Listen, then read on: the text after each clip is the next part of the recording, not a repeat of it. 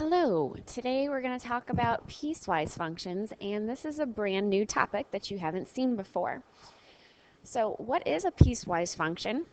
Well, technically, a piecewise function is just a function that is defined on a sequence of intervals. So, what does all that mean? Basically, I'm going to use different functions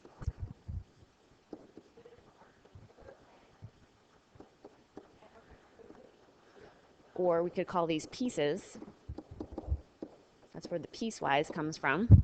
I'm going to use different functions for different domains.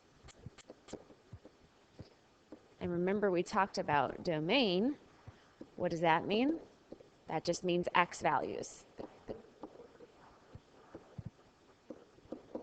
So for example, let's say I go to a gym, and the first 5 days, the gym is going to only charge me $1 a day.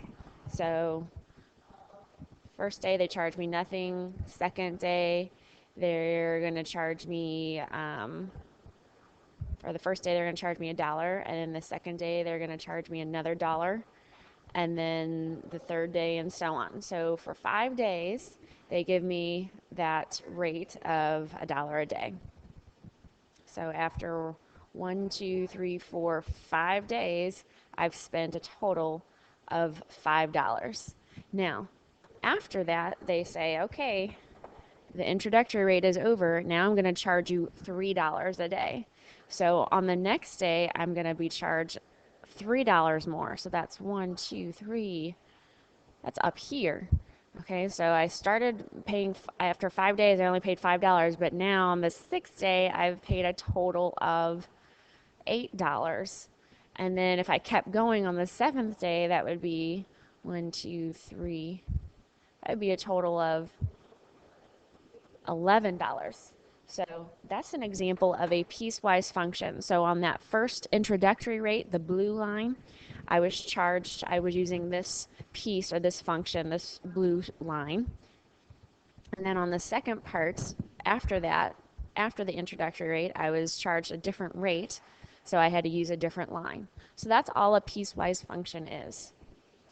Now a step function is just a particular type of piecewise function. It's just a piecewise function that contains all constant functions.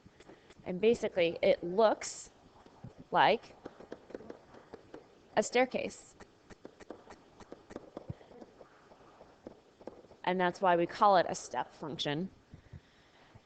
Each piece that we're talking about, each piece of our piecewise function, is a horizontal line. So above, each of my pieces were diagonal lines, but on a step function, each piece is a horizontal line. So what that means is, let's say I'm going to a different gym, and they say, okay, first 2 days, the total cost is $1. So for the first 2 days, I only spend $1. And then the next 2 days, it's going to cost $3. So if I go up to here, this would be my cost. All right. And then the next 2 days after that, it's $5. So they keep upping how much my 2 days cost each time. So if you look at that, the red, the green, the blue, it kind of looks like an invisible staircase, like we would step on the red part, the green part, and the blue part. So that's just a step function. Each little piece is a horizontal line. So now let's talk about evaluating a piecewise function. We know how to evaluate a linear function, quadratic, all of those, absolute value. But when I plug in numbers into a piecewise, it might feel a little intimidating at first. So let's look at this. There's a lot going on in this problem. So evaluate f of x when x equals 0, and then we're going to plug in x equals 2. And then it says we're going to plug in x equals 4. So if you look at this crazy function, it says f of x, and then we have these brackets.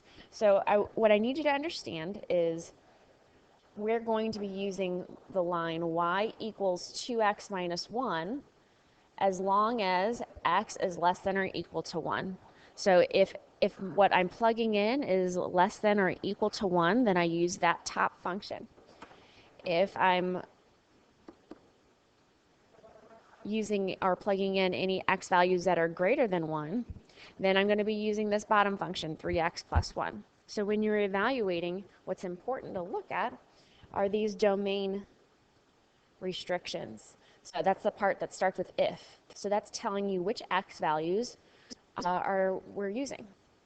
Okay, so that's what you want to look at first. Okay, so let's do this. So the first one, part A, I'm plugging in x equals 0. That's my x value. So if x equals 0, that number is less than or equal to 1. So I'm going to use the top function. So use the first piece. Okay, so that means I'm going to plug in 0 into 2x minus 1. So instead of 2x minus 1, I'm plugging in 0 for x. So now all I have to do is evaluate that. So 2 times 0 is 0. And then 0 minus 1 is negative 1. And remember, I don't do anything with f of 0. That's just a label, right? That means I plugged in 0 into this crazy function. So that's my answer to part A. All right, part B, I'm plugging in x equals 2. So x equals 2, that means I'm greater than 1. So I should be using this second piece. So I'm going to plug in 2 into x right there. All right, so I'm going to do 3 times 2 plus 1. So if I do 3 times 2, that's 6. And then 6 plus 1 is 7. And remember, I just bring this down. This is a label. I plugged in f of 2, and I got an answer of 7. And then our last one, part C, I'm plugging in 4 in for x. That means that it's greater than 1. The number 4 is greater than 1, so I should use the second piece. Okay, so I'm plugging it into 3x plus 1, so instead of x, I'm plugging in 4. 3 times 4 is 12, and 12 plus 1 is 13. So just label f of 4 equals 13. All right, so that's how you evaluate a piecewise function. Next, we're going to talk about graphing. And this next example I want to come back to. We will come back to that. But let's first look at a step function. So that's on the back of your sheet. Okay, so graphing a step function. Remember, step functions are those horizontal lines. Okay, so what I need you to understand is if I have a constant number, so here I've got 4, here I've got 6, and then here I've got 8. Those are just numbers. They don't even have an x in them. So you're not plugging in anything to them because this is the equation y equals 4. This is the equation y equals 6. And this is the equation y equals 8. Okay? So that's what that means. Those are the lines that we're using, and all of those lines are horizontal. So if you see a constant number there, that just means that's a horizontal line.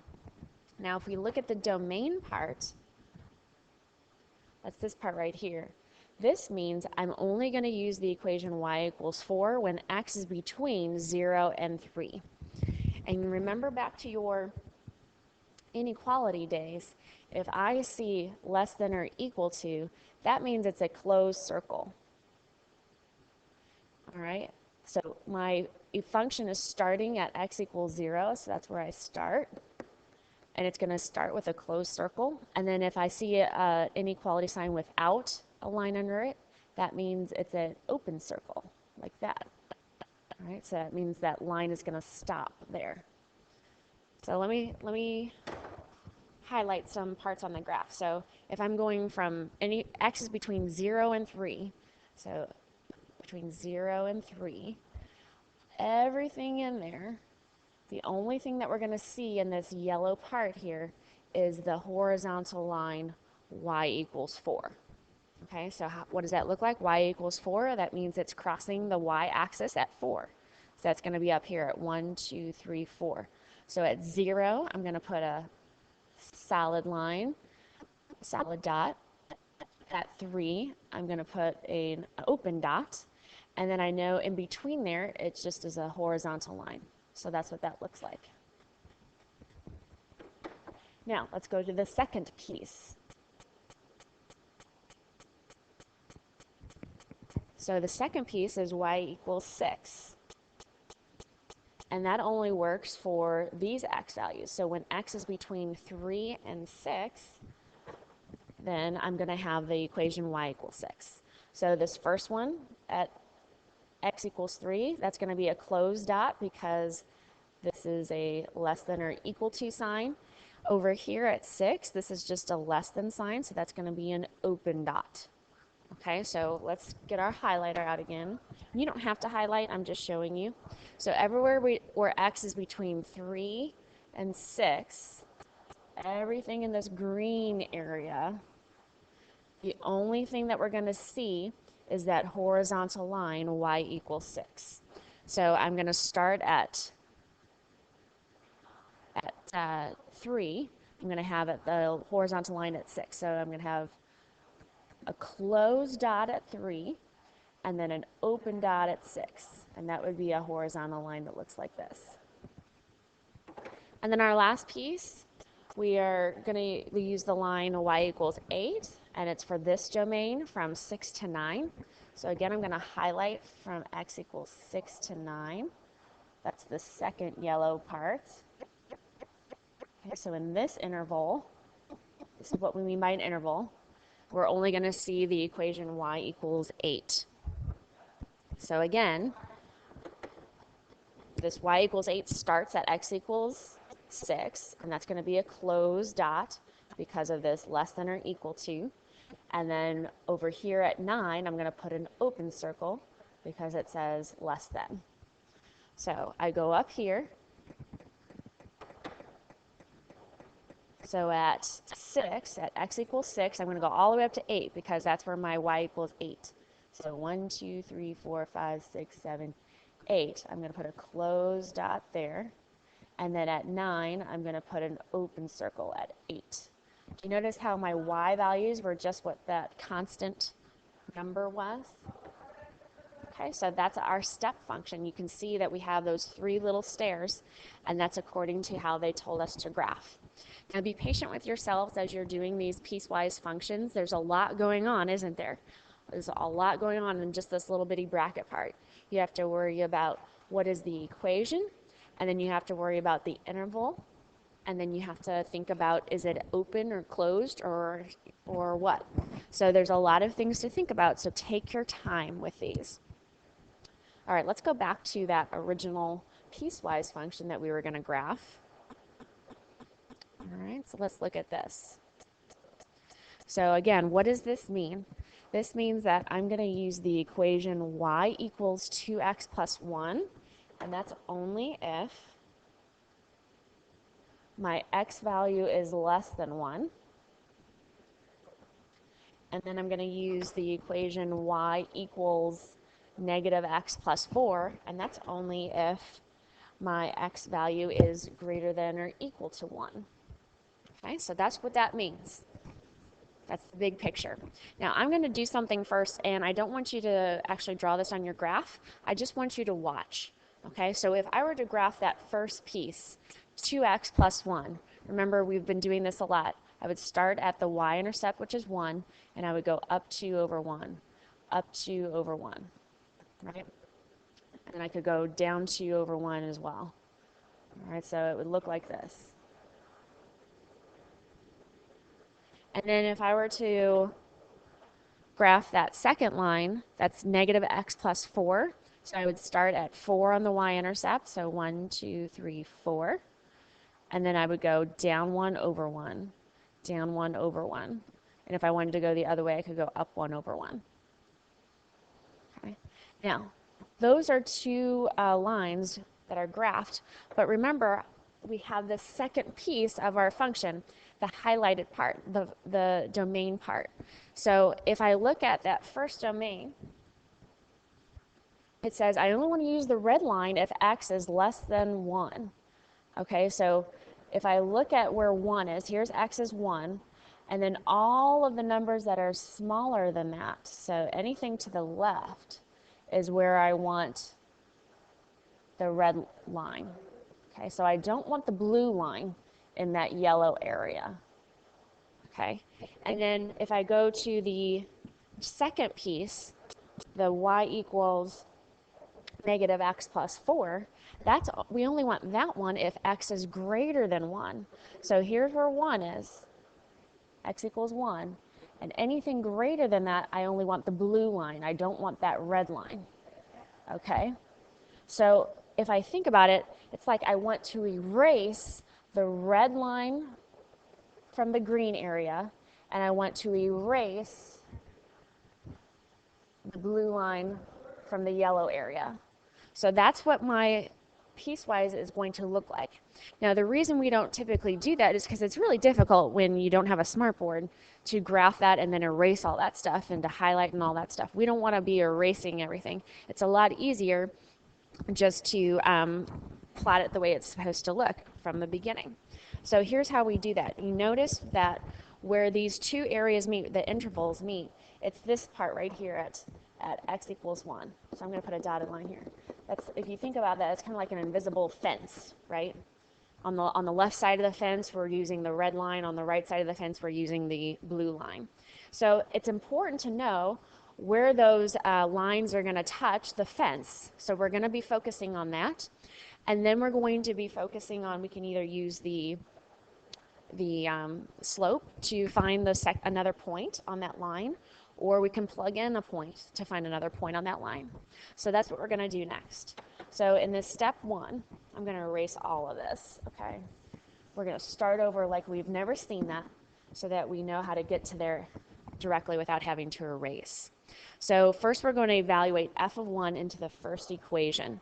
So I'm plugging in 1 into that first equation. Here's my first equation, 2x plus 1, and I'm plugging in 1 into there. Remember, I'm plugging in 1 because that's where the fence line is. That's where it crosses over. Do you see how 1 is in both of these domains? Okay, so I'm going to plug that in. This is going to give me 2 plus 1, so my y is equal to 3. So that means that it's going to switch over at the point. At the x coordinate is 1, that's the x value I plugged in, and my y coordinate was 3. So I know that that line is going to stop at 1, 3. Also notice how this is different than a step function. I don't have both a start and stop. I just have, here I have a stopping point, and then here I have a start point. Okay, on this stop point, I know it's going to be an open circle, and on this start, I'm going to have a closed circle because of that inequality. But then what do we do? If there's no start and stop for both, what do we do? Well, if you remember how it looked, it had an arrow, right? The line kept going in one direction. So since we don't have a start for that first piece, we're just going to put an arrow because it's going to go forever and ever. It doesn't ever have a starting point. And then on the second piece, we're going to put an arrow going past that starting point. It never has a stop. It just keeps on going. So just keep that in mind. If you see two numbers in your domain, that's a start and stop. But if you only see one single number in your domain, then it means you're going to have an arrow on your line that indicates that it goes on forever and ever. Okay, so if I plot 1, 3, so 1 and then 1, 2, 3, I'm going to put an open circle there. And then I can use my equation to do my rise over run. Now keep in mind, I'm going to put a little dotted fence here, just as a visual reminder. You don't have to do this, but I'm going to plot that so I know. I have to stay to the left of that. It's everything that's less than 1. So I don't want to go up 2 over 1. That's past the fence line. Okay, so how do I get around that? I'm going to go down 2 and to the left 1. Okay, or you can think of that, this is where your y-intercept is. So I could keep counting down 2 over 1, down 2 over 1. That would give me the same slope as if I went up 2 over 1, but I don't want to go up 2 over 1 because then I cross that fence. Okay, so you could do that. If that's confusing to you, oh, that's not what I wanted. If that's confusing for you, then all you have to do is plug in another point that's less than 1. So another way I could have gotten that second point is I could have said, okay, I plugged in f of 1, now I'm going to plug in another number that's less than 1. So let's say 0. So if I do that, that would be 2 times 0 plus 1. So that's 0 plus 1 equals 1. So I would know that that would be the point 0, comma 1. So I could plot that point on my graph and then just connect those. So you've got two options there. And again, if you're confused by all those options, just ignore me on one of them and pick the one you like. All right, so let's do the second line, the second piece. The second piece is y equals negative x plus 4. And I'm going to be plugging in my fence line, my point 1 that's on the fence. I want to see where it's going to hit the fence. So if I do that, again, my equation is y equals negative x plus 4. I'm plugging in plugging 1 into the x. So that looks like that. So remember, you're doing negative times 1. So that's negative 1 plus 4, which is 3. So again, what does this mean? This means I plugged in 1, that was my x-coordinate, and my y-coordinate was 3. So my second piece is going to start at 1, comma 3. If I wanted to find another point, I would just have to plug in another point that was greater than 1. So let's say I wanted to plug in f of 2. So if I plug in f of 2, that would be negative 2 plus 4. I'm going to move this over.